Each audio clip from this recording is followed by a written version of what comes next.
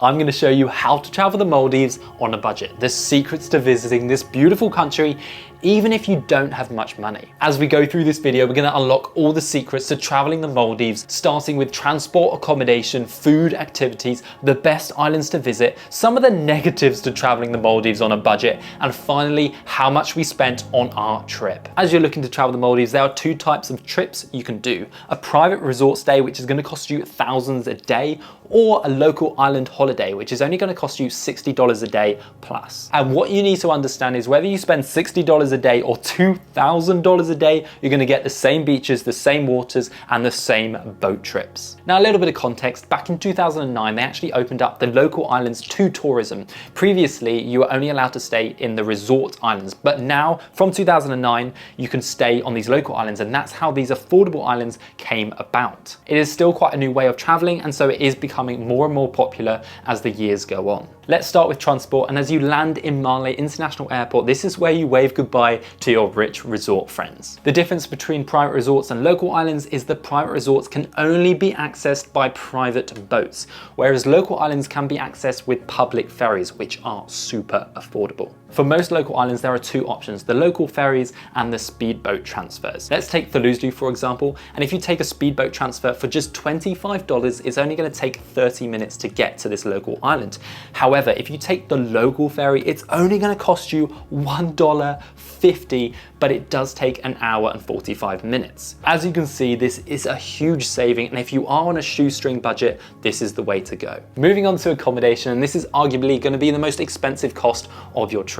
Now, on the local islands, you can stay in small hotels, homestays, guest houses, which are super affordable. For example, in Thulusdu, we spent just $38 a private bathroom with a room, which is freaking insane for the Maldives. Now, some local islands are more expensive than the others depending on the demand, but this gives you a rough idea. In Digaro, we actually spent $75 a night as that was the cheapest option. Moving on to food, this can vary quite a bit. If you go to a local restaurant, then you can just eat for a few dollars. I'm talking $3 to $5 for Maldivian food. One of the most common meals you get is actually tuna, whether it's tuna fried rice, tuna steak. It's very affordable as tuna is abundant in the Maldives. If you're looking for more Western food, then this is where the price is going to increase significantly. A lot of accommodation will actually include breakfast in the room rate, so you can actually save money there too. Now, if these tips haven't helped you enough, it's time to go down and hit the subscribe button. It helps me to keep making these videos, keep traveling and sharing you how to travel the Maldives or wherever you're going to go on a budget. Hit subscribe now. Moving on to activities, these were the best things we did in the country. We did a total of 5 different activities, and I would do them all again and do more next time I revisit the Maldives, because this was the best experiences we had. Let's talk about pricing. We did a dolphin cruise, which cost just $25 per person. We also did another dolphin cruise the next day, which cost $100 for a private boat for about 1.5 hours. Now, one of the most popular things to do is the whale shark tours, as the Maldives is actually one of the best locations on the planet to see whale sharks all year round. Naturally, there's places in Southeast Asia which feed them and it's not natural, but the Maldives, supernatural. We stayed on a local island, Digaro, which is very close to where the whale sharks live, and this cost us just $70 for a tour. If you stay on other local islands further away, then it's going to cost you over $100, maybe $120, $150 per person. But the great thing here is if you stayed in a resort, even a resort very close to the whale sharks, it's going to cost 4 times, 5 times the price. And I actually did a little bit of research because I wanted to know actually how much they would charge you. It cost $1,000 for a boat, a lot more expensive. Another great tour we did was a stingray and shark snorkeling tour, and this was a chance to swim with sharks, reef sharks, not massive tiger sharks or bull sharks, which was an incredible experience. We also swam with stingrays, which I've seen lots of before I visited the Maldives, and it was an incredible experience. They're really peaceful creatures and they didn't sting me. I thought this trip was probably the best value of any of the trips we did. It cost just $35 for the trip, which lasted about 3 hours long. Now, again, I did a little bit of research and thought, how much would this cost in a resort? And for just a stingray snorkeling tour, this is going to cost $200 per person. There's other activities you can do, including snorkeling with turtles, going to sandbars, going on surf trips. So there's different options for you as well. But these activities will be the best things you do, and I would advise spending your money on these rather than a fancy accommodation. The best islands to visit in the Maldives. I'm going to give you 4 islands. They're obviously all local islands, so more affordable. And the first one is Mafushi. We didn't actually go to this island, but this was like the first local island which came about. This place is really good if you want affordable accommodation, affordable food, affordable tours. It is quite a built up island. So if you're looking for more privacy or more nice beaches, then you're either going to have to take boat tours or it's best go to a quieter island, which I'll tell you about in a minute. Now, the second island I highly recommend visiting is Thaluzdu, and this is actually a surf island. So if you're into surfing, this is the island to come to. Again, it is a more affordable island and you can do loads of affordable boat trips costing just $25, $35 per person. The beach is beautiful, there's lovely cafes to eat at, and there's also a sunset sandbar you can visit on the other side of the island. Now, Fluiddu is a more smaller local island which we didn't visit, but it's supposed to be incredible. It's really famous for its beaches and its house reef where you can see turtles and stingrays. And if you want a bit of a quieter experience, then this island may be for you. And the last island I'm going to share with you is Digara. Digara was our favorite island we visited, and it has a humongous long sandbar, one of the longest sandbars in the Maldives. And also it is very close to the whale sharks. So if you want to do those affordable whale shark tours, which cost just $70 per person, then this is the place to stay.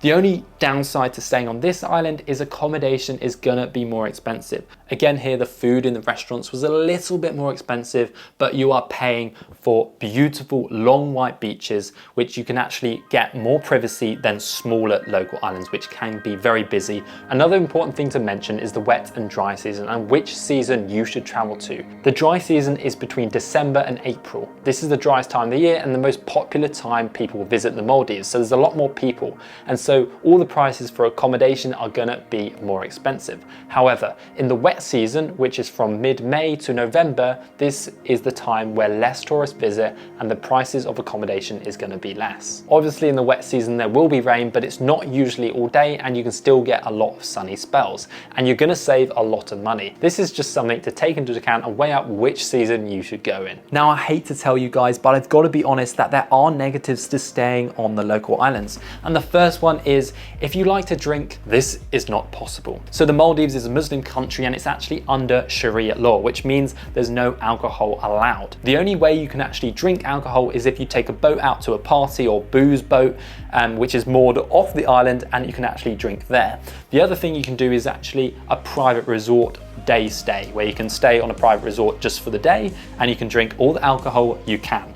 But again, it's gonna be expensive. As it's a Muslim country, you need to be really careful with what you wear.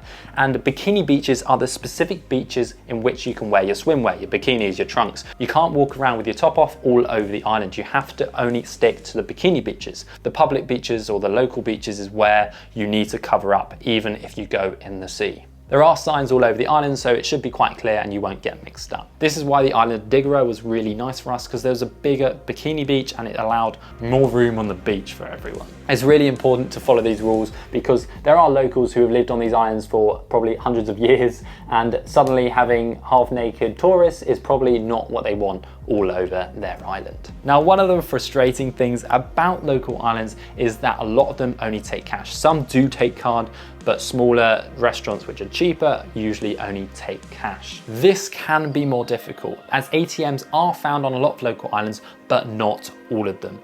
The best thing to do is take out your cash when you're in Male. Now we need to talk a little bit about the negatives of the whale sharks.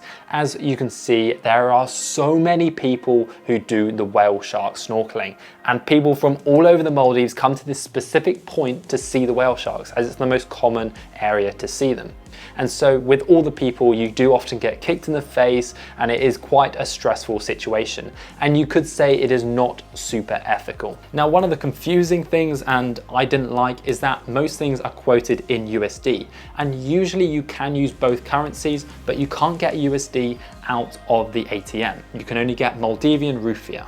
I often found when you used Maldivian rupiah and it was quoted, say 30 USD, they would rip you off with the conversion fees. And even when I argued it, they were like, nah, that's the rate. The other thing is, if you've got Maldivian rupiah left over, you need to get rid of it in the airport because you can't convert Maldivian rupiah out the country. It's virtually impossible. To save you from all this stress, what I will do next time is bring USD to the Maldives, and it's just gonna make everything so much easier. You can use USD practically anywhere. Another thing, if you're staying in Male, it is not the best city in the world, let's be honest. It is super busy, and the best thing is to get straight to the islands. And if you have an early flight or a late flight, then you're probably gonna have to stay there a night or two. How much we spent in the Maldives for our 14-day trip. Now let's start with activities, the best thing we spent our money on. We spent a total of 410 USD, and I would not hold back. We did 5 tours, and I would do more next time. On transport, we spent $224. This included 2 speedboats and 2 local ferries,